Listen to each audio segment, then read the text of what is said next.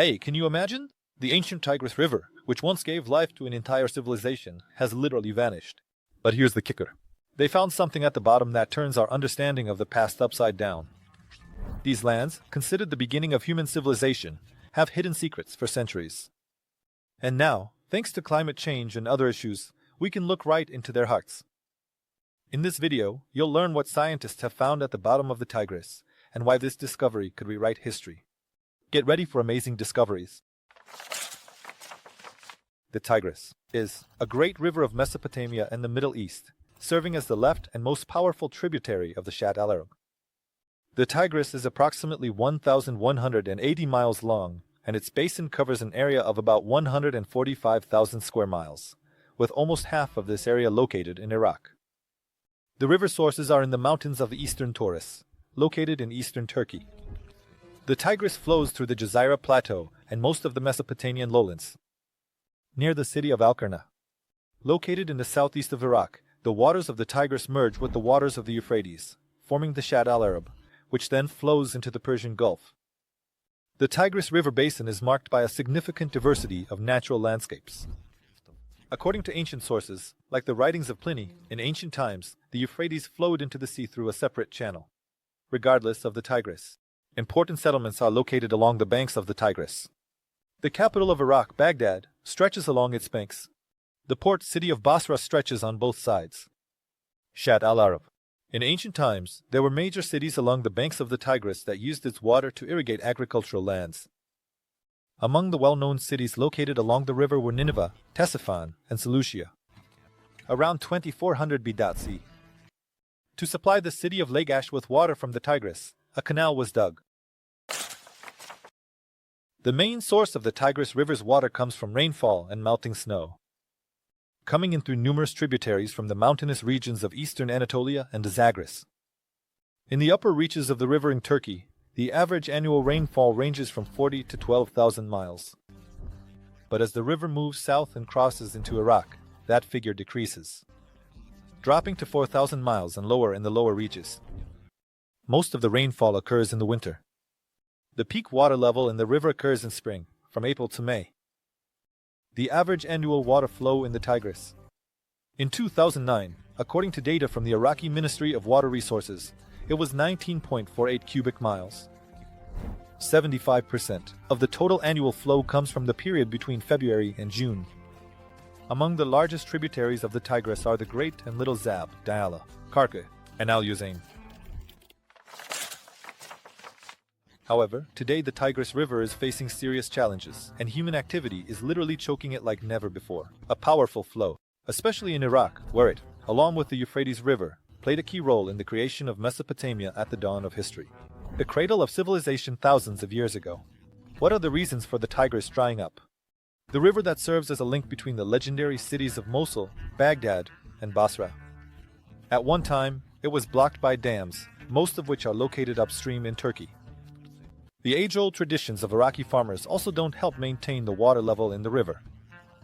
Just like in ancient Sumerian times, they traditionally flood their fields instead of using an irrigation system. This leads to colossal water losses. As a result, from the Diyala River, a tributary that connects with the Tigris, not far from the capital Baghdad, on the central plateau, there are small puddles of standing water covering its dried-up riverbed. Droughts have dried up the water flow, which is crucial for agricultural production in this region. In 2022, the authorities had to reduce the sown areas in Iraq have halved, and in neighboring Basra, which was once called the Venice of the Middle East, many of the dried-up waterways are just clogged with trash in the northern part of the country. A significant part of the famous Mesopotamian marshes, home to the Marsh Arabs with their unique culture, has turned into desert, after Saddam Hussein drained them in. In the 1980s, water salinity reached incredible levels north of Basra. The salinity level reached 6,800 parts per thousand, which is almost 7 times the norm for fresh water. The salinization of the water has led to the loss of freshwater species, which are being replaced by saltwater fish. Local fishermen cannot switch to sea fishing because their small boats are not suitable for more dangerous work. Persian Gulf waters, and they risk running into the Iranian or Kuwaiti Coast Guard. Fishermen therefore remain dependent on dwindling water resources. In Iraq, Their lives are closely intertwined with the fate of the river. They say every cloud has a silver lining. The impending ecological catastrophe associated with the shallowing of the river has been revealed to our eyes and to the delight of archaeologists. Incredible finds that have been discovered at the bottom of the Tigris. What did scientists find? I'll tell you more next. In 2018, due to a severe drought, the water level in the Mosul Reservoir dropped sharply, exposing ruins of ancient city. Archaeologists quickly began studying the area and conducted preliminary excavations. They managed to discover a palace where a clay tablet was found mentioning the name of the city of Zahreb. This settlement belonged to the ancient Kurid kingdom of Mithana. Unfortunately, it was not possible to complete the work, as the water level in the Tigris began to recover, and the excavations had to be stopped. 4 years later, at the beginning of 2022, the drought returned and the remains of the ancient city were once again exposed. Kurdish archaeologist Hassan Ahmed Qasim organized an international research team focused on conducting rescue excavations. It was necessary to explore as much area as possible before the water level rises again. This city holds immense historical significance because the kingdom of Mitanni, which existed from the 17th to the 13th century BC, is still not well studied. In the 14th century BC, Mitanni was repeatedly attacked by Assyrian invaders trying to destroy the Hurrian settlements. The study of the fertile area irrigated by the Kaba River, where the center of the state was located, also began relatively recently. Historical sources are very scarce, and Zahit became a valuable source of information. Mitanni was first mentioned during the excavation of the tomb of the Egyptian official Amenemhet in Thebes. His burial dates back to the early 15th century BC.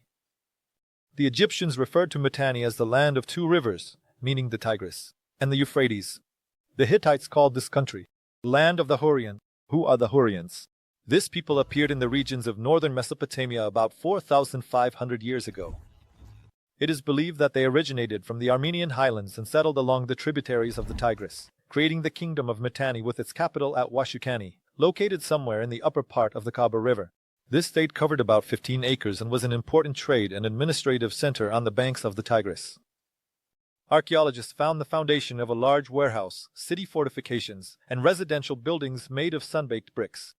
A notable feature was 5 jars containing clay tablets with cuneiform writing. One of the tablets resembled an envelope made of clay, indicating the secrecy of its contents. The inscriptions on the outside showed the names of the recipient and sender, as well as the sender's seal. Work on the content of cuneiform tablets today will require considerable effort from scientists, because as soon as the water level in the Tigris rises again, the research will have to be halted once more for an indefinite period.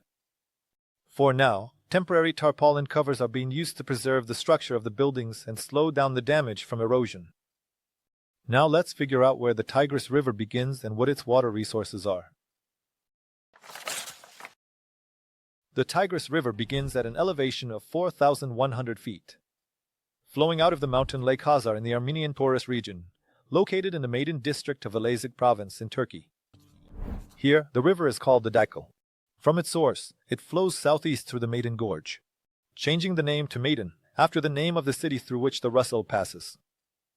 Then the river turns east and flows into the Kralkizi Reservoir, from where it emerges under the name Tigris. The bed of the Prokad River is southwest of the city of Dikil, approximately 19 miles from the upper Euphrates. Further, up to the settlement of Kazan, the river continues to flow mainly to the southeast. A little east of Kazan, after merging with the Dibni tributary, the Tigris is dammed by the Dikil hydroelectric power station. From this point to the city of Diyarbakir, the river flows mainly south.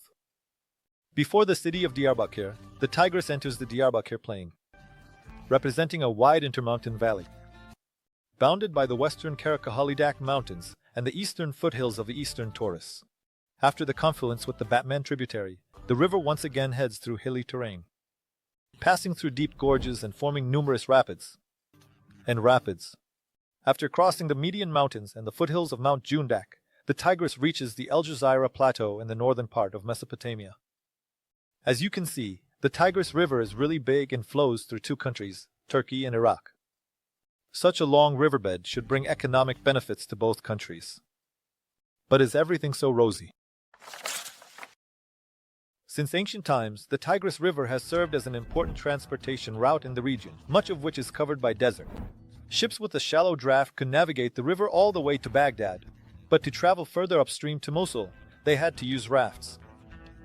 However, after World War I, the use of the river for transportation needs significantly decreased. Since the Basra-Baghdad-Mosul Railway was built, a significant portion of freight transport has shifted to rail. Even though navigation on the river isn't done anymore, the importance of water resources for both countries hasn't changed. No one canceled it. That's why the government tries to keep an eye on the water quality and its regulation.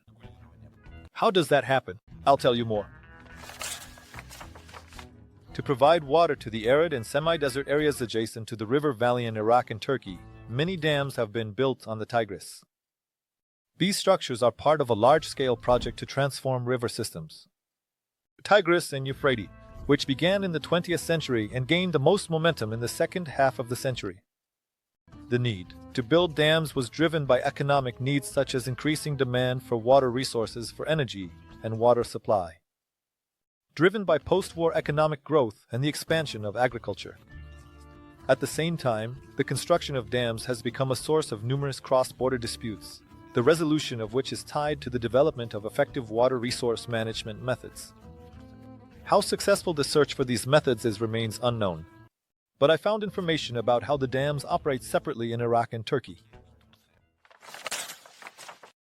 The construction of dams in Iraq plays a crucial role not only in providing water, but also in preventing floods, to which the Tigris River is susceptible due to the spring melting of snow on the slopes of the Turkish mountains. Before the construction of the dams, the average annual water volume in Baghdad ranged from 33 to 34 cubic miles, but by 2025, according to the Iraqi Ministry of Water Resources, it has dropped to 4.68 cubic miles.